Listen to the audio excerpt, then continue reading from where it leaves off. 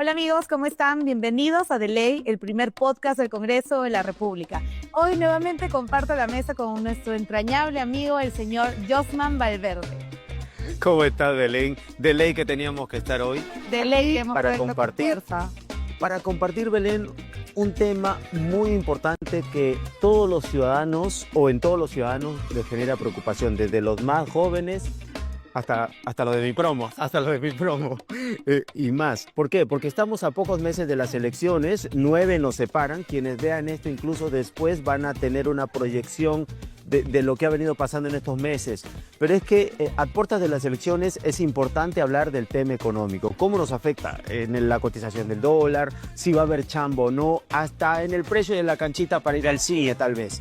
Así que, ¿cómo es el escenario electoral, el escenario previo a unos comicios generales en el país? ¿Qué se debe hacer? ¿Cómo enfrentarlo?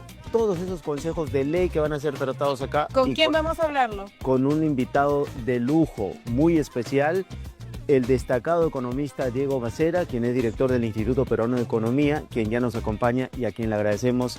¿Cómo estás, Diego? Gracias por... Hola, Diego, bienvenido. Gracias por la invitación. Gracias. López, hemos sido muy exagerados en la presentación de plantear este panorama. Estamos muy cerca a las elecciones, a los comicios, y ya en unos meses más de seguro el ruido va a ser mayor. Pero empecemos, ¿te parece?, por plantear a la ciudadanía, en términos sencillos, cómo está nuestra economía en la actualidad. ¿Qué les podrías decir? Porque siempre decimos estamos muy bien, pero muchas veces en el bolsillo de los peruanos no se traduce eso, ¿no? Sí, bueno, gracias por la invitación. Es una pregunta que es bien interesante, ¿ya? Porque creo que no hay que ver tanto quizá la foto, sino más bien la película. Ya desde dónde venimos y hacia dónde estamos yendo. Entonces, si bien hoy la economía peruana todavía tiene indicadores de pobreza muy altos, ¿no? Estamos, en las últimas cifras del INEI, cerca de 1 de cada 4, un poquito más incluso, de cada 4 peruanos en condición de pobreza. Es mucho. Y veníamos, para hacer la película completa, veníamos de estar mejor antes de la pandemia. Entonces, en el 2019 teníamos indicadores de pobreza menores, ¿no? Más cerca de 20% de la población, hoy estamos 27,5%.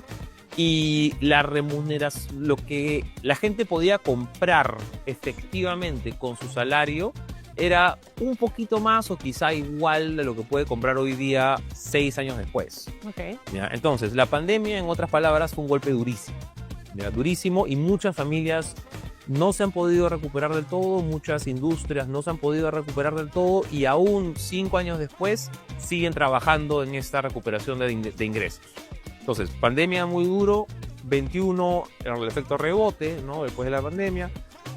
En el 22 un año más o menos de consolidación, y el 23 fue un año malo. ¿Ya? El 23 fue un año donde empezamos con las protestas, ¿no? A inicios de año. Sí, o sea, y muy golpeado ahí el sur del país. ¿No? Tuvimos también Yaku en febrero, tuvimos gripe aviar en febrero, Yaku en marzo. Y de ahí un fenómeno del Niño hacia el segundo trimestre, la primera mitad del año, que golpeó sobre todo mucho de la costa norte, con temperaturas más altas. Se cayeron los cultivos, se cayó pesca, y en general un año malo, ¿no? Con una contracción de 0.4, creo que cerramos de contracción en el 23. El 24 fue un año bastante mejor. Entonces, en el 24 hemos tenido un proceso de recuperación, y hacia finales del año pasado ya teníamos una economía que avanzaba a ritmos, vamos a decir, saludables. Okay. ¿Ya? Y este año, ya la primera mitad concluida, ¿no? Hemos entrado con una velocidad que venía desde el cierre del año pasado, que es adecuada. Ahora, estamos, ojalá, este año entre los 3 primeros países de crecimiento de la región, solamente detrás de Argentina y Paraguay, ¿no? Argentina, que además recordemos, pues, es en verdad un efecto casi que rebote, ¿no? Después de una contracción dura de los años anteriores. Entonces, si uno lo ve así, mire, tercero la región no está mal, creceremos al 3,5%, más cerca del 3 probablemente. Entonces, claro, puedes ver ahí el vaso medio lleno. Okay. ¿Ya? El vaso medio vacío también existe. El vaso medio vacío es decir, oye, Estamos con precios del cobre en récord, ¿no? Nunca hemos tenido precios del cobre y el oro, ¿no? y tan buenos, con un precio del petróleo quizás más bajo, que nos ayuda también. El Perú debería estar creciendo más, ¿no? Las familias deberían haber ya recuperado su capacidad de consumo. Entonces, si tuviera que resumir mira, la economía peruana está ahorita en un escenario de estabilidad. No hay mayores, no se ven mayores zamacones fuertes. La creación de empleo está avanzando bien, los ingresos están avanzando bien, pero venimos de abajo. Ya venimos de abajo. Entonces hay un proceso de recuperación, pero toma tiempo. Y acá la clave es ojalá poder mantener esa recuperación y a tasas quizá un poquito más altas, más cerca del 4% en los siguientes años. Permíteme, Belén, Sí. para seguir justamente en lo que mencionaba Diego, y por qué, y si es mi percepción, me lo dices por favor, por qué, bueno, a inicios de los primeros años del 2000 se hablaba mucho del chorreo. Se entiende que hasta el momento no se entiende entonces el que todos esos indicadores buenos para el país, estar entre los tres, digamos, imagínate, podríamos estar peor y eso sí sería fatal. ¿Por qué no se siente o por qué la ciudadanía no siente este crecimiento, esta bonanza, vamos a decirlo así, y que los indicadores sí mueven? No, creo que hay muchas carencias todavía. Eso sí, eso es absolutamente cierto. O sea, hay indicadores de vulnerabilidad, de pobreza muy altos. Ahora, pero sí creo que sería injusto decir que no hemos mejorado los últimos 20 años. Así es. ¿Ya? Y hay o más, ¿no? O sea, a ver, creo que para la mayoría de personas que nos escuchan, que nos ven, si se ponen a pensar la edad que tengan, digamos, no sé, cerca de 40 años, ponte, piensa cómo estaba tu papá cuando tu papá tenía 40 años. ¿Ya? Piensa cómo estaba tu abuelo cuando tu abuelo tenía 40 años. ¿Tú estás mejor o peor? Así es. ¿Ya? Y creo que no para todos, ¿ya? Pero para la gran mayoría de peruanos probablemente van a decir, no, mira, ¿sabes qué? Sí, efectivamente en una generación hemos avanzado significativamente. ¿Ya? Y de hecho, en el indicador que tú veas, se ha avanzado un montón. O sea, de nuevo, en términos grandes, ¿no? Los últimos 25, 30 años. En ingresos, educación, salud, infraestructura. Lo que pasa es que se debió avanzar más. Y muchas de las principales limitaciones que hemos tenido en el avance han sido, creo, consecuencia de una mala gestión pública. ¿Ya? O sea, creo que ese ha sido el asunto central. Diego, y justo hablando sobre eso, el tema de la gestión pública, ¿qué tanto influye el Congreso de la República en la estabilidad económica del país, ¿no? Muchísimo, ¿no? O sea, el Congreso te te marca la cancha legal a donde después todos los ciudadanos, empresas, todos más tenemos que jugar en esa cancha. La estabilidad o inestabilidad que te puede dar el Congreso es fundamental, y ahí yo creo que es una buena noticia el avance con el Senado, ¿no? Que debería empezar a partir de la siguiente elección. Eso debería ayudar a dar mayor predictibilidad, más estabilidad. Senado, buena noticia, digamos, mejores leyes en general para diversos sectores, pero también para la economía. ¿Esperas esto, por ejemplo? Sí, ojalá, o sea, a ver, lo peor que podemos hacer es tener leyes apresuradas, ¿no? De reacción, ¿no? O con el hígado, nombre propio. O sea, es Populistas, populista, también, ¿por qué no decirlo? no populista. O sea, eso es lo peor que podemos hacer. No que reaccionamos a la noticia, ¿no? No estamos pensando realmente que las leyes están para contexto, para el largo plazo, están para quedarse. Entonces, quizá yo no digo que el Senado vaya a ser la solución a todos los problemas de representatividad del Perú y que con eso ya solucionamos todos los retos de la democracia, pero creo que probablemente va a ser un paso positivo. Ahora, claro, hay que ver cómo se conforma. Claro. Ya, pero Importante. Pero en principio debería ser como un filtro adicional, como una cámara de reflexión. Claro. Debería contribuir a tener mejor legislación y con eso eventualmente también tener mejor predictibilidad y estabilidad económica. Entonces, ¿qué tipo de medidas se espera ahí de parte de las instituciones, incluido el Congreso, para tener una mejor estabilidad, ¿no? Y para mantener esta confianza tanto de la ciudadanía y del propio inversionista, ¿no? Sí, o sea, a ver, primero la responsabilidad es de la gente, ¿no? De votar bien. Claro. Muy bien. Sí, ya, o sea, lo más importante, o sea, digamos, el Congreso o sea, los congresistas y los futuros senadores, diputados, no son pues un designio divino, ¿no? No es que baja Dios y te lo dice en unas tabletas, ¿no? Oye, esos van a ser. No, tú los eliges. Ya, son tus representantes. ¿ya? Y en esa medida tienes la responsabilidad de si funciona mal o bien el Congreso, en realidad está sobre todo en las personas que elegimos el Congreso. ¿Ya? Entonces ahí hay un nivel de responsabilidad que es ineludible. Pero yo siempre soy muy escéptico de esta narrativa de no, este Congreso no me representa. Claro. ¿No? O sea, Es tu te podrá gustar la composición total del Congreso y todo el mundo tiene todo el derecho, Sí, ¿no? Pero eso es lo que reflejó los votos. así es. ¿Ya? Entonces, digamos, de repente no, pues a ti individualmente no te representará, pero es una representación del país. Así es. ¿Ya? Ahí hay mucha responsabilidad en cómo elegimos. Ahora, ya dentro del Congreso tienes, obviamente, siempre mejoras que se pueden ir haciendo. Así es. Yo creo que una importante es tratar de avanzar más en una medición adecuada de los potenciales impactos de las normas, ¿no? El conocido análisis costo-beneficio, ¿no? Análisis de calidad regulatoria, que a veces se hace de repente muy a la ligera, se hace sin tomar en cuenta, oye, tú quieres por lo menos medir estas personas, este grupo va a ser perjudicado, este grupo va a ser beneficiado, nos va a costar X, Y, Z en cierta cantidad de tiempo. Y eso es un análisis que no sé si es nomás, es bien profesional. O sea, necesitas personas competentes que dediquen tiempo, esfuerzo a hacer ese análisis con leyes que pueden ser complejas. Y mi percepción es que eso no se está haciendo siempre de la mejor manera y podría el Congreso avanzar bastante si es que fortalecemos esa parte, por lo menos si quieres de la parte fiscal. Así es, nosotros creemos también que es un gran primer paso, pues, el tema de retorno de bicameralidad, porque de cierta manera, pues, va a garantizar un poco la calidad de las leyes. No sé si garantizar, pero por lo menos ayudar. Ayudar, probablemente, ¿no? Y hablando sobre el tema de responsabilidad de los votos y sabiendo que estamos a puertas de las elecciones generales, ¿no? ¿Qué tanto afectan algunas candidaturas en la economía? Bueno, habrá que esperar a ver cómo salen las encuestas, pero normalmente lo que pasa es si las encuestas empiezan a figurar candidatos que digamos, con un corte más, vamos a decir, impredecible en la economía o que pueden romper con un nivel de estabilidad, ¿no? Sueles ver que el mercado se puede poner algo nervioso, ¿no? Y puede haber algún efecto en tipo de cambio. Algunas inversiones. Puede haber, ¿no? A ver, lo que uno ve es que los indicadores de confianza empresarial pueden deteriorarse. ¿Ya? Y ahora, si yo como empresario me pongo nervioso, no es que yo hoy día corto la inversión. ¿Ya? No, yo ya, digamos, las inversiones no es que se prenden y se pagan todos los días. Hay un efecto de largo plazo, ¿no? Y hay una reunión de tu directorio y se aprueba, ¿no? O eso si quieres el gran empresario que tiene directorio, también puede ser el pequeño empresario que va a decidir si va a tomar el crédito o no va a tomar el crédito y se lo piensa un rato.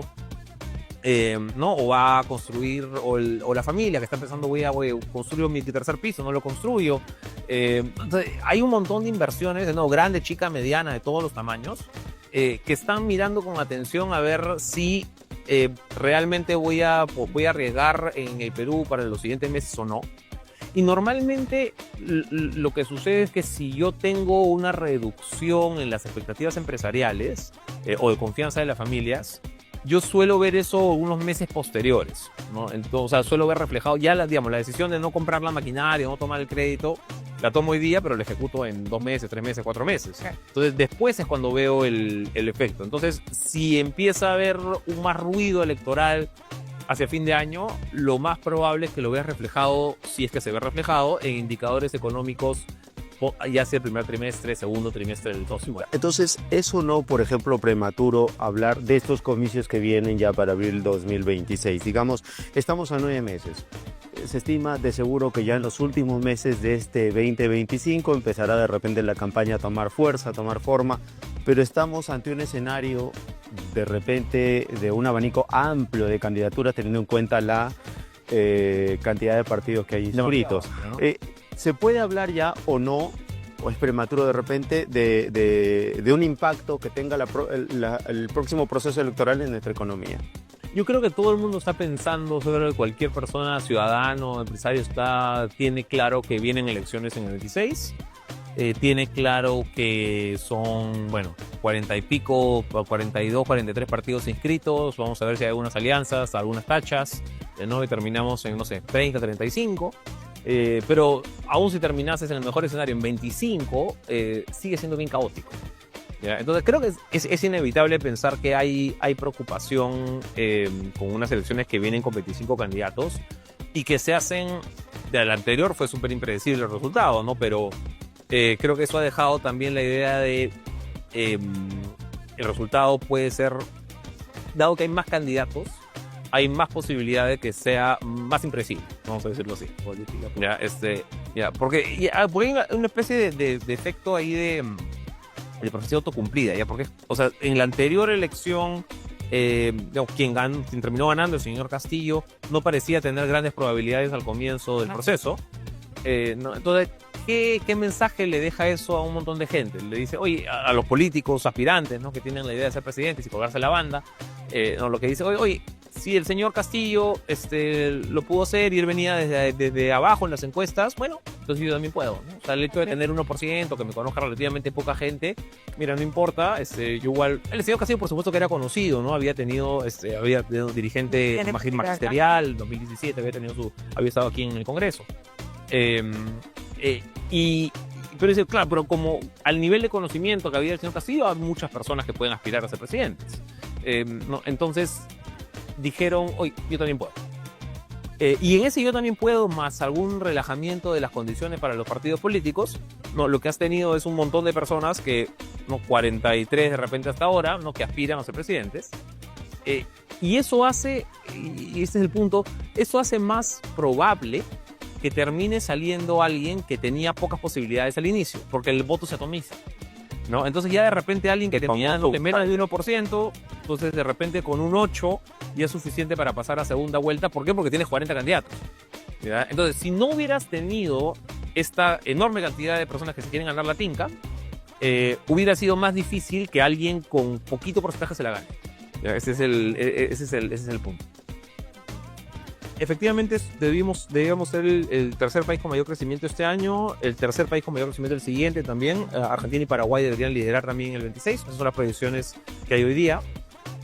Ahora, los economistas nos equivocamos mucho proyectando, ¿no? Eso es, para ser sinceros, o sea, somos muy malos proyectando. Pero ok, terceros el 25, terceros en el 26, pero de una región que crece poco. De una región, o sea, Latinoamérica es una región de las regiones que menos ha crecido, de las regiones en desarrollo, de las regiones que menos ha crecido en las últimas 2 décadas. Entonces, claro, el Perú está de los de mayor crecimiento, una región que crece poco, ¿no? Pero si te compararas con Asia, si te compararas incluso con África subsahariana, Medio Oriente, Asia Central, o sea, la mayoría de regiones en desarrollo está creciendo más que Latinoamérica. Latinoamérica está quedando atrás. Entonces, claro, tú encabezas una región que crece poco. Entonces, creo que ese matiz es importante. Entonces hay que ver qué cosa podemos quizá aprender mirando un poquito más allá de las fronteras. Ahora, qué importante esta información, Diego, que compartes, porque no es que proyecten mal los economistas, siempre hay que recibir el consejo de los especialistas, y por eso que el de ley estamos aquí tratando, pero en este escenario, en medio de este escenario que insistimos, a 9 meses de las elecciones, muchos, por ejemplo, por experiencias anteriores, dicen, voy a ahorrar, pero lo voy a hacer en dólares, ¿no? Entonces van y compran lo que tengan, cualquier excedente de dinero, a cambiarlo en dólares para tenerlo ahí de previsión. Y estamos en un escenario en el cual nuestra moneda está fortalecida, digamos, el dólar está bajo.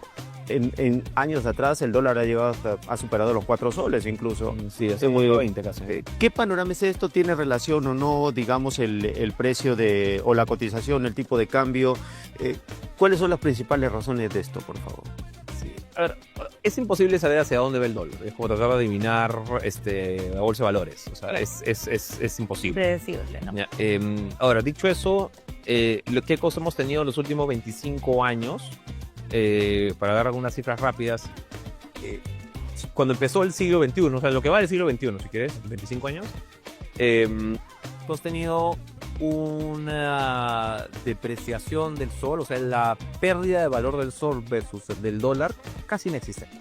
Ya, o sea, el sol versus el dólar casi no ha perdido valor. Compáralo, por ejemplo, con el peso chileno.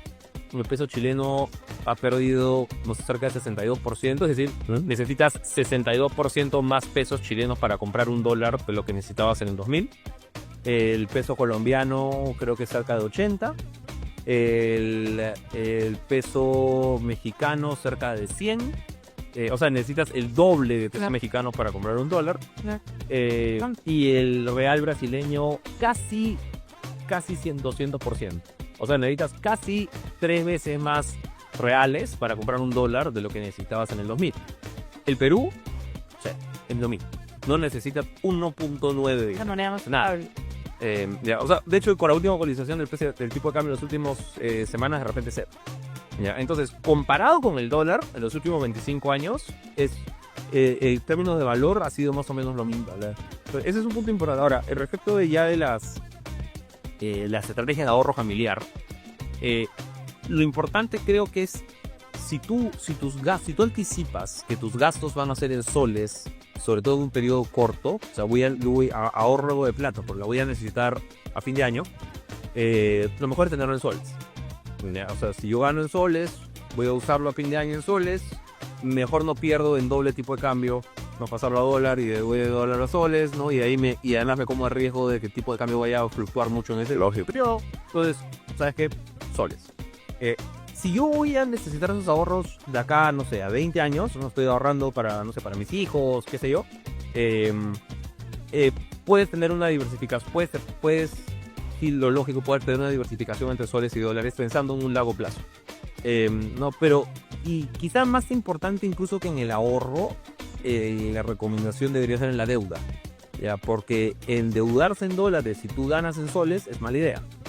O sea, si tú ganas en dólares, te endeudas en soles. ¿Ya? Si tú, pero poco, no ganas en dólares, no te endeudas en dólares. ¿Ya? Pero lo importante ahí no endeudarte en una moneda distinta de la cual generas tus ingresos. Así es. Diego, yo te voy a pedir que no se vayan, por favor, no se muevan de sus sitios. Es importante aquí en The Ley no solamente hablamos de estos temas, sino también tratamos de darte algún tipo de consejo para que podamos manejar mejor nuestra economía tanto en casa como en cualquier situación. Pero antes de eso, yo quiero invitarlos por favor a seguirnos en todas nuestras redes sociales. Síganos como Congreso de la República del Perú en todas nuestras plataformas, tanto en YouTube, en TikTok, Facebook, Twitter, en todas las redes sociales. pero sobre todo búsquenos en YouTube como Congreso de la República del Perú, denle clic a la campanita para que no se pierdan ninguna de nuestras entrevistas y ya volvemos en un ratito.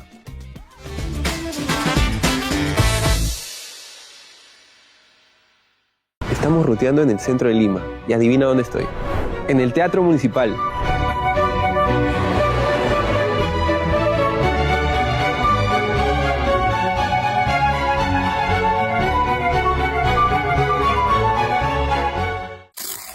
El Teatro Municipal abrió como Olimpo en 1886.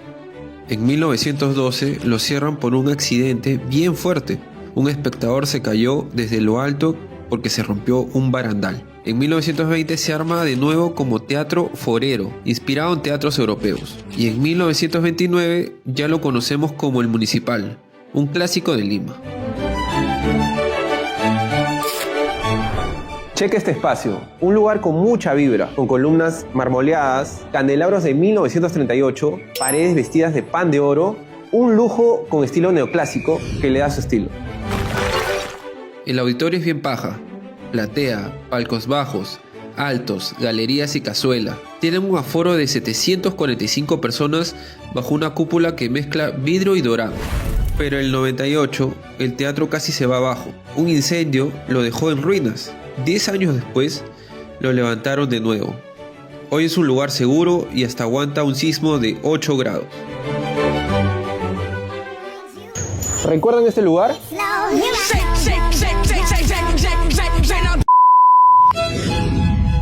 Estamos en la sala de ensayo del Ballet Municipal. Acá nadie puede entrar si no tiene permiso. Y con un solo dato más. Tienes que entrar sin zapatos. Ahí quedó. Unos minutos más tarde.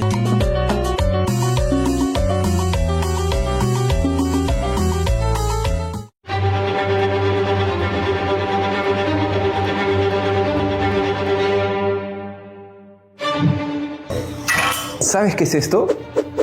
Es el vestuario de la obra La Cenicienta, que está en estreno en el Teatro Municipal. Por acá pasaron los capos de capos. Ima Sumac, Plácido Domingo, Pablo Neruda. Pero este 2025 se viene algo muy chévere. El 2025 el Teatro Municipal de Lima va a vivir una temporada de ópera y conciertos que van a estar buenazos. Obras como La Traviata, Carmen y la ópera peruana Ollanta. Las voces top, Nadine Sierra, Benjamin Berheim, Jonathan Tettelman y nuestro Iván Ayón Rivas. Y lo mejor, entradas a precio al alcance de todos.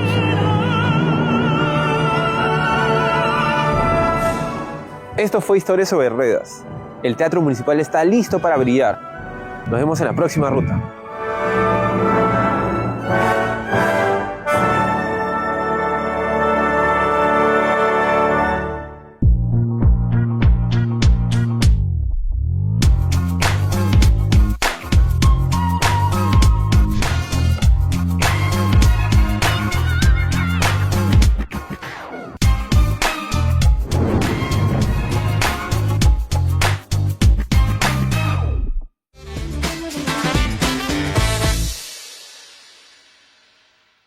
Seguimos en Delay con un tema muy importante, cómo va nuestra economía en este escenario previo al tema electoral, a las elecciones del 2026. Estamos con un invitado de lujo, el reconocido economista Diego Macera, hablando, Belén, de estos temas sin tecnicismos, sin floros, porque es un tema que nos interesa muchísimo a todos saber qué se viene en un escenario económico. Nos decía Diego que, bueno, a puertas de también contar con un tema o un sistema bicameral, hay cierta confianza en que, o expectativas en que tengamos mejores leyes, un escenario o una proyección económica muy importante a nivel de región, como uno entre los 3 países con mayor crecimiento, así que esto nos da muchas expectativas, genera confianza o no. Hay preguntas que tiene Belén relacionadas con Además nos acaba de dar la mejor recomendación que te puede dar cualquier consejero, y es decirte, no te endeudes en la moneda que no gana. Así es. Ganas en soles, ahorra en soles. O endeudas en soles.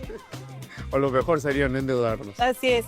Diego, continuando con nuestra entrevista, desde una perspectiva económica, ¿cómo crees que contribuye el retorno a la bicameralidad a la estabilidad económica o a dar mayor institucionalidad? Sí, o sea, probablemente lo que uno debería esperar con 2 cámaras es que tengas un espacio, siguiente espacio más, se dice reflexivo, ¿no? Por lo menos suena que el otro no reflexionado, creo que es un poco mal. Ya, pero una pausa extra, es una pausa obligada. Ahora hay que ver, todavía queda pendiente, entiendo, cómo va a funcionar el reglamento. Así es, hay 3 proyectos, ¿no? Sí, efectivamente, pero eso es bien urgente. Ya, o sea, eso deberíamos tenerlo ya oleado y sacramentado, y nos queda la legislatura siguiente y no mucho más. Un año nada más. Ya, entonces, sí deberíamos estar dándole prioridad a eso, pero en general, con una siguiente cámara deberíamos tener menos leyes de reacción, no menos leyes de porque la noticia se dio hoy día, entonces reacciono. Deberías tener, ojalá, también, y como está configurado, quizá una mayor responsabilidad de muchos de los líderes de los partidos políticos que ojalá participen en el Senado. No, porque tienes hoy día, claro, muchos de los líderes de los partidos a veces no están representados en el Congreso. Entonces yo creo que sí es bueno que puedan estar ellos con mayor visibilidad y rendición de cuentas también, explicando desde el Senado por qué se toma tal o cual... Por la trayectoria y la experiencia. Y está muy bien, y ojalá puedas tener, lo que mencionas es bien importante, Belén, por cómo se ha configurado los congresos, los últimos congresos en donde no podías tener la reelección, lo cual es una tontería. Gracias. ¿Ya? Felizmente eso se ha corregido, ¿no? Y vas a poder tener... más allá del populismo, ¿no? Que dices que no me gusta lo populista. Oye, pero tú en realidad sí quieres políticos profesionales, ¿no? O sea, tú quieres economistas profesionales, quieres abogados profesionales, quieres un carpintero profesional. ¿Por qué no quieres un político profesional? ¿Ya?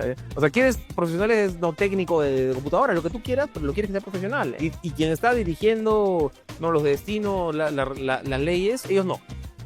Ellos tienen que ser improvisados. Entonces, no, pues, yo creo que ahí se ha corregido eso, y ojalá el Senado refleje que hay una mayor, ojalá, de nuevo, esto nada es garantizado, ¿no? Pero ojalá una mayor profesionalización de las personas que participen en política. ¿Y crees, Diego, que eso los inversionistas lo están viendo así? Digamos, ¿cómo crees tú o cómo se ve, cómo se habla en el mundo económico de parte de los inversionistas este futuro escenario ya desde julio 2026 de una bicameralidad? ¿Hay confianza de ellos en esto lo que mencionas? Sí, yo creo que la mayoría coincide en que, claro, no es una voz unísona ni mucho menos, ¿no? Pero la mayoría coincide en que esto probablemente sea una mejora. Y ¿sabes dónde lo han, dónde escucho más, sobre todo afuera, que están pensándolo? Es, oye, de repente con eso van a tener menos vacancias. Ya, o sea, de repente eso va a ser más difícil que haya tanta volatilidad, ¿no? Y el cierre del Congreso con la vacancia, ¿no? Y todo lo que hemos tenido en los últimos años. ¿No? De repente eso hace que baje un poquito el nivel de incertidumbre política. Mira, de repente tienen razón. Un clima político estable, una economía Sí, estable. ahora es bien, claro, ahí es bien importante que tengas un presidente, no sé si pues adecuado por lo menos, ¿no? Y con un Senado que te dé ciertas garantías de que puede aguantar esta presidencia adecuada por los 5 años, sea o no del mismo partido, Así es. ¿no? Y ahí quizá la palabra clave, ahí lo que deberíamos estar realmente empujando es gobernabilidad. Ya, es tener un presidente, mira, o sea, es que izquierda, derecha, la cosa es que sea una persona decente, ¿no? Con ideas más o menos claras y que quiera llevar el Perú hacia adelante basado en evidencia, con buenas políticas, ojalá dentro de un sistema de libre mercado, ¿no? y obviamente siempre en democracia, y que tenga en la base un Senado y un Congreso y una Cámara de Diputados que pueda apoyar eso. Claro. De hecho, de un tiempo a esta parte hemos visto pues que existe un gran descontento de parte de la gente por la clase política, ¿no? Un gran rechazo a los políticos, digamos, tradicionales, como ellos lo suelen llamar. Pero muy importante lo que acabas de decir hace un momento, ¿por qué no tener un político de carrera, un político profesional, ¿no? Que se aplica para todos lados, pero también ¿por qué no aplicarse aquí en nuestras instituciones, que es donde justamente más necesitamos perfiles como esos? Sí, a mí me parece incomprensible, la verdad. O sea, a ver, sí lo entiendo ya, porque es... generalmente el político, sobre todo dentro del Congreso, en ningún lugar del mundo es muy popular. No. ¿Ya? No, hay algunas excepciones, ¿no? Pero típicamente, y en el resto del mundo sucede también, el Congreso como cuerpo no colegiado, no cuerpo normativo, no suele ser especialmente popular. Uh-huh. ¿Ya? Y dentro de eso, claro, tú puedes tener, no sé, o sea, puedes salir elegido con una cantidad relativamente chica de votos y, no sé, solamente el 10% te quiere, pero suficiente para ser más que suficiente para ser congresista, el 90% no te quiere. ¿Ya? Entonces es natural. Diferencia un poco de la presidencia de la República, ¿no? Donde en la presidencia de la República sí tienes que ganar con la mayoría. El Congreso, para congresista individual no es así. Lo que hablábamos al inicio, ¿no? De la responsabilidad que hay en el ciudadano de saber elegir. Digamos, nuestra responsabilidad de llevar un presidente o un congresista, en este caso era un senador o un diputado, también va a recaer sobre cómo va a ir nuestro Y bolsillo. además es un trabajo en equipo, ¿no? Porque hablemos también del tema de renovar la clase política, claro, con estos cuadros nuevos, pues jóvenes, ¿no? O profesionales que recién incursionan en el mundo político, pero que trabajan a la par con la gente que tiene experiencia. Entonces, esa fusión de trabajos entre experiencia y ganas y este refresh para poder hacer las cosas, bueno, pues termina generando pues lo que hoy se puede aplicar en el retorno a la bicameralidad, que son leyes más reflexivas, leyes mejor planteadas, ¿no? Sí, perdón, es una reflexión rápida, ¿ya? Porque mencionabas lo del bolsillo y yo totalmente de acuerdo, la gente vota mucho pensando en, oye, esto me beneficia, no me beneficia no económicamente, y es lo natural, todo el mundo funciona así. Pero sí tengo la percepción que en los últimos años, de repente un poquito más, hemos tenido más una inclinación mayor hacia, oye, lo que me beneficia a mí y solamente a mí. Claro. ¿Ya? Y me importa nada si es que está dentro del esquema de Estado de Derecho, de equidad, de justicia, eso es secundario. ¿Ya? O sea, si me beneficia a mí y a mi grupo, entonces hay que empujarlo. ¿Ya? Entonces, y eso Individualismo. puede ser en cualquier sector, ¿ah? O sea, no quiero mencionar nombres ya, pero formales, informales, de todos lados, todo el mundo siento que en los últimos años está dando de picar a ver de dónde saca. ¿Ya? Y entonces, claro, esto es importante, esta industria es importantísima, entonces tenemos que beneficiarla así. Ah, no, pues acá mira cuántas personas trabajan en esto, tenemos que beneficiarlos a. No, el gobierno regional, no, es que esta municipalidad, entonces tenemos que darle esto de acá especial. Entonces, todos estamos buscando, en los últimos años siento cada vez más un trato especial. ¿Ya? Y eso hace una cancha dispareja, eso hace un estado en donde tú generas ingresos o rentas a través de privilegios, de contactos, de redes de presión, y eso distorsiona la economía. Entonces creo que una de las grandes cosas que pudimos tener en la reforma de los 90s fue tener una cancha pareja. ¿Ya? Una cancha pareja donde todo el mundo competía igual, ¿no? Donde las reglas debían mal que bien aplicarse para todos. Todavía teníamos muchos problemas de informalidad, pobreza, por supuesto que sí. Pero yo no quisiera que entremos en una dinámica en donde el estar cercano al poder y el poder ¿no? gritar un poco más fuerte o bloquear la carretera o amenazar con ABC, entonces eso es la norma. Eso es una pésima práctica. ¿Ya? Y siento que en los últimos años se ha normalizado cada vez más de si yo presiono un poquito más aquí, entonces ya es justificado que tenga un trato especial. Diego, en los últimos días el Congreso ha aprobado pues, la ley que impulsa la formalización de las micro y pequeñas empresas. ¿Cómo consideras esta medida? Mira, creo que el espíritu es correcto, creo que hay algunas cosas que pueden mejorarse, pero en general el espíritu es correcto. O sea, la idea, lo que hay que tratar de hacer es que no sea tanto un desincentivo crecer.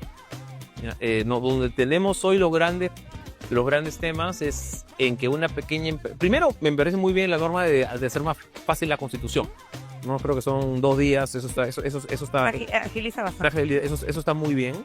Yo creo que hay un montón de trabajo que seguir haciendo ahí. A mí creo que las trabas que todavía tienes en el espacio de registrales y notariales son sin sentido. Eso de verdad deberías tenerlo en 0 o casi 0. O sea, ya tienes tecnología suficiente para hacer eso. O sea, mira, si tú puedes transferir un montón de plata con tu celular inmediatamente y está verificado, ¿qué tanto más difícil podría ser constituir la empresa verificada también con o sea, es suficiente para transferir un montón de plata, pero no es suficiente para constituir una empresa. No, o sea, no pues, sí. No. O sea, debería haber alguna instancia de verificación que sea un poquito más efectiva ahí. Creo que notarías y registros públicos ahí tienen un montón de trabajo, pero regresando a lo de la norma, el problema central que tenemos en este campo es que para las empresas pequeñas o micros es caro crecer. Entonces, si yo voy al siguiente régimen laboral, me va a costar un montón de plata. ¿Ya? Entonces, ya el siguiente trabajador, o a partir del trabajador 21, lo que tengo que empezar a repartir utilidades. Y entonces ese trabajador, o no lo contrato, o creo otra empresa, ¿no? Me parto, me atomizo, ¿no? En vez de tener una de 20, tengo 2 de 10. Entonces ya al siguiente trabajador que contrato ya no es el número 21, sino es el número 11 de una de las otras. O cuando tengo en la parte tributaria, ¿no? Puede llegar hasta ciertos, que es un poco como en la norma, ¿no? Tengo las UITs, ventas hasta cierto nivel. Cuando paso ese nivel de ventas, entonces ahora voy a tener una tasa de impuesto más alta. Entonces, ¿qué cosa hace la empresa? Bueno, no la vendo y la vendo con mi otra empresa, ¿no? O bajo la mesa. Entonces, creo que en lo que tenemos que pensar yendo hacia adelante es cómo generar un sistema en el que las empresas les convenga crecer. Es lo lógico, es lo natural. O sea, las empresas quieren crecer. Y en lo que no podemos seguir, y creo que la norma cae un poquito en eso todavía, es en que si yo crezco más, entonces te penalizo. Te cae masazo laboral por aquí, te cae masazo tributario por allá, luego tienes la fiscalización, no te cae la municipalidad por este lado, ¿no? Entonces, ¿qué mensaje le estoy dando a las empresas? No crezcas. No te formalices, no crezcas, quédate abajito. ¿No? Y con eso ya no te facilites. Si quieres crecer, mira, haz otra empresa al costado, ¿no? Y con eso facturas aparte. Y eso en general es una distorsión grande que tenemos en la economía peruana. Y así como esos cambios que refieres tanto en el tema empresarial o MIPES, ¿qué reformas consideras que se requieren ya en este último año del Congreso trabajar desde aquí del Congreso de la República en materia económica? ¿Cuáles son las reformas que estarían pendientes y dejarlas listas antes de un nuevo Congreso y un nuevo gobierno? Mira, a ver, una de las reformas más grandes que se hicieron en términos económicos en el Congreso fue la de pensiones. Ahí creo que se pueden mejorar algunas cosas todavía. Mira, si yo pudiera hacer una sugerencia, y de repente acá estoy pecando de iluso, pero si yo pudiera hacer una sugerencia, en vez de discutir el octavo retiro de pensiones, uno debería estar viendo por lo menos la posibilidad de discutir una reforma constitucional para que deje claro que no puede haber más retiro de pensiones. Pero decir, oye, señores congresistas, ustedes ya hicieron este retiro, no sé, este congreso cuántos ha hecho, 1 o 2, no sé, 2 creo que ha hecho. No, ustedes ya hicieron 2 retiros, ya se sacaron el clavo de los retiros. Ustedes pusieron en la norma, en la ley de pensiones del año pasado, que ya no iba a haber más retiros. ¿Ya? Obviamente, pero claro, una ley modifica otra ley, entonces la siguiente, ya hay otra discusión para el octavo retiro. Pero o sea, si hubo el consenso suficiente para poner en la norma de pensiones que ya no iba a haber más retiros, quizá con un poquito más de consenso se podría encontrar los votos suficientes para decir, no recuerdo con cuántas fue aprobada la ley de pensiones, pero quizá con un poquito más se podría encontrar espacio para tener una reforma constitucional que diga realmente ya no pueden haber más retiros. Hay quizá una lectura del TC sería más fácil, pero en la medida que el TC no lo vaya, del Tribunal Constitucional no lo vaya a hacer, me parece a mí la única manera de mantener el sistema como está es con una reforma constitucional. No debería ser tan difícil. Pero bueno, ese es un tema. Si me dijeras un asunto en donde realmente tenemos que ponerle balas, que no es tan económico, ¿ya? Pero que a mí me parece indispensable, es en servicio civil. O sea, yo creo que el tener mejores funcionarios públicos, mejores burócratas, con una carrera meritocrática predecible, clara, bien remunerada, acorde a las competencias y productividad y desarrollo de cada trabajador, es algo que nos falta a gritos en el Estado. O sea, hubo un intento de avance con Servir, pero Servir ha avanzado mal que bien hasta donde ha podido, y con varias limitaciones.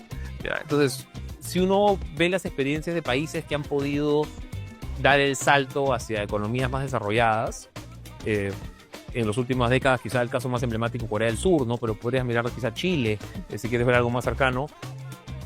Una de las claves ha sido un buen servicio civil, buenos funcionarios públicos. Y no es que no haya, no es que no se pueda, o sea, tú tienes funcionarios públicos excelentes en un montón de dependencias estatales, pero tienes otros que no.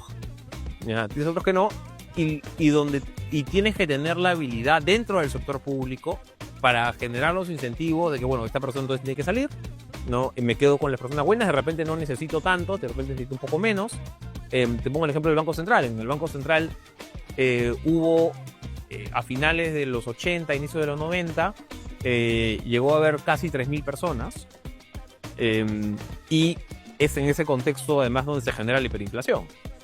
Entonces, claro, con 3.000 personas no hiciste lo más importante de tu trabajo, de que era defender el valor de la moneda. Hoy el banco está más cerca de 900. Se ha bajado significativamente el número de personas y creo que está haciendo un muy buen trabajo. Entonces, no siempre necesitas más personas para tener un buen efecto en política pública. Necesitas personas buenas, competentes, necesitas atracción de talento, necesitas quizá que haya una puerta de entrada única a la carrera pública para ciertos niveles de administración, y no es descubrir la pólvora. El caso, o sea, Corea del Sur tiene un caso bien bacán que se puede tratar de seguir, y si bien no es una cosa directamente económica, sí creo que tiene mucho impacto en la economía. Porque uno quiere un país desarrollado, un país de primer mundo, no puedes tener un sector público muy cargado. Un Estado no solamente sobrecargado, sino ineficiente. Porque si tú me dijeras, mira, ¿sabes que el Estado cuesta un montón de... Porque no, en el Estado del Perú no cuesta un montón de plata comparado con otros países, pero tú me dijeras, ¿sabes que el Estado cuesta un montón de plata, pero te da buenos servicios, ¿no? Y es muy competente y realmente ayuda a las empresas a hacer negocio? Entonces, mira, ¿sabes qué? Vaya... Ya, bien, bye. Lo que funciona. El problema es que tú no puedes gastar un montón de plata y no tener nada. Y el resultado. Eso es lo que no puedes tener. Diego, yo me quiero ir con una pregunta importante, creo, ¿no? Por como ves en nuestra economía y lo que probablemente proyectas a cómo se verá en los próximos meses, ¿consideras que nuestro país es un país, digamos, clave para atraer inversiones hoy en día? Sí, yo creo que el Perú está en ojos de varios, porque el Perú es un país privilegiado en varios sentidos. Tiene o sea, la cartera de proyectos mineros que tiene es impresionante, ¿no? Esta semana el presidente Trump anunciaba eso de los 50% de aranceles al cobre. Pero claro, en su lógica, yo creo que está pésimo lo que está haciendo, ¿ya? Pero en su lógica, él explicaba que esto era un producto no crucial para el desarrollo de la economía del futuro, ¿no? Y hablaba de industria, hablaba de inteligencia artificial, hablaba, o sea, obviamente energía. Entonces, por donde sea que uno viera las industrias del futuro, el cobre aparecía ahí, ¿ya? Y el Perú tiene de las reservas más grandes del mundo de cobre, ¿no? Segundo productor del mundo después de Chile. Entonces, ahí es en realidad por suerte divina. O sea, no es que... pero esa suerte tenemos que aprovecharla. O sea, no es que, bueno, ya qué suerte tenemos un montón de cobre, no. O sea, hay que aprovecharla mientras dura este efecto, porque nos ha pasado antes con, si quieres, guano salitre, si quieres caucho, ¿no? Que eventualmente tu gran producto de exportación, sobre todo cuando suben mucho los precios, puede ser reemplazado por otro. ¿No? Están los incentivos para que si el cobre empieza a costar, pues vamos a decir, por encima de $5 la libra, hoy está hoy está por encima de 4, pero si empieza a costar por el 5, entonces ya hay más incentivos para que otros países empiecen a buscar sustitutos. No será el próximo año, pero si de acá a 5, 10, 15 años, que podría ser, no sé, el grafeno, no se encuentra una manera de que sea comercialmente viable, no, entonces, ¿con qué nos quedamos? ¿Ya? ¿Qué tenemos hoy día? Entonces, tenemos eso, tenemos agro, tenemos turismo, tenemos infraestructura, o sea la locación suficiente para hacer un hub de infraestructura y de logística en general para América del Sur. Entonces, tenemos un montón de oportunidades y yo creo ahí que lo que nos ha frenado, todo esto se desarrolla con mayor inversión privada, ya, pero quiero dejar eso claro, todo esto con mayor inversión privada. Y creo que lo que nos ha frenado en los últimos años ha sido más esta volatilidad política, esa incertidumbre que arrastramos en realidad casi del 2016-17, ¿no? Desde la salida del señor Kuczynski, ¿no? Y que entraba el señor Vizcarra, y que si el Congreso, no el Congreso con el señor Vizcarra, y de ahí vino el COVID en el 20, ¿no? De ahí vino el señor Castillo en el 21, ¿no?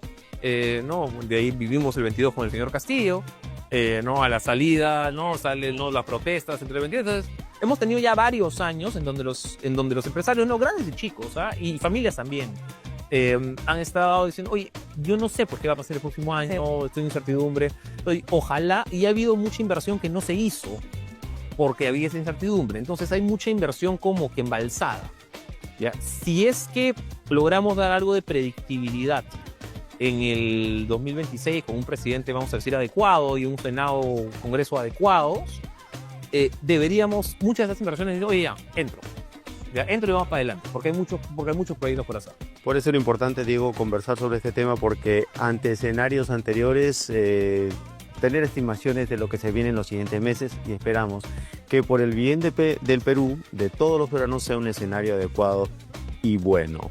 Y eso va a depender nada más de nosotros, de los ciudadanos, de ustedes, y hacer bien la tarea en casa, poder evaluar bien a los candidatos, darnos el tiempo de estudiar quiénes son nuestros futuros diputados, nuestros futuros senadores, el próximo presidente del Perú, ¿no? Y darse la tarea de poder estudiarlos para poder votar a conciencia, de apostar por un real cambio, que es lo que esperamos para nuestro país, ¿no? Diego, queremos agradecerte por estar con nosotros. Gracias por la invitación.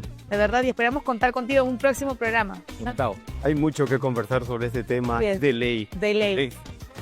Hemos llegado al fin. Hemos llegado al fin de este programa tan interesantísimo. A mí me ha parecido brutal, ¿a ti? Aprendemos mucho sobre economía, y qué mejor con un especialista y una explicación no técnica, sino tan didáctica. Entendemos todo de manera clara aquí con Diego Macera. No te olvides de seguirnos en todas nuestras redes sociales. Búscanos como Congreso de la República del Perú en todas nuestras plataformas, tanto en Facebook, Twitter, Instagram y TikTok. Dale clic en la campanita de YouTube para que no te pierdas ninguna de nuestras entrevistas. Y nos encontramos en un nuevo episodio de De Ley. Acuérdate, todos los lunes a partir de las 7 de la noche aquí en De Ley. De Ley. Chao, chao.